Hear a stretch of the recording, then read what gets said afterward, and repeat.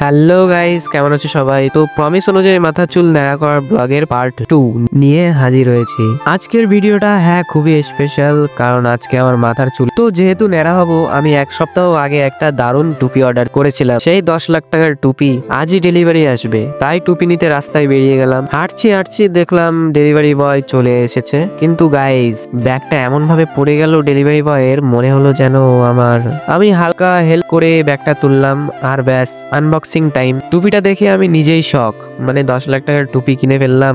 বাড়ি ফিরলাম, দেখি এক পঙ্গপাল কলপারে দাঁড়িয়ে আছে। ওর মুখ দেখে মনে হচ্ছে ও আমার চুলের শোকে এসেছে। এরপর শ্যাম্পু ট্যাম্পু লাগিয়ে রেডি হয়ে গেলাম। আর কি, টাইম তো এসেই গেছে।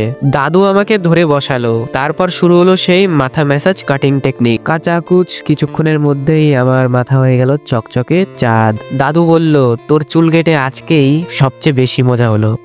দাদু খুশি হলে সমস্যা নেই। চুল কাটা হয়ে গেলে আমি গেলাম বাগানে একটু ফ্রেশ হতে, কিন্তু দেখি একটা কুকুর এসে আমার সঙ্গে শোক পালন করছে। তো গাইজ, আজকের ব্লগ এই পর্যন্ত। কেমন লাগলো কমেন্টে জানাতে ভুলবে না। পরের ব্লগে দেখাবো, ততক্ষণ এই পর্যন্ত। Bye bye.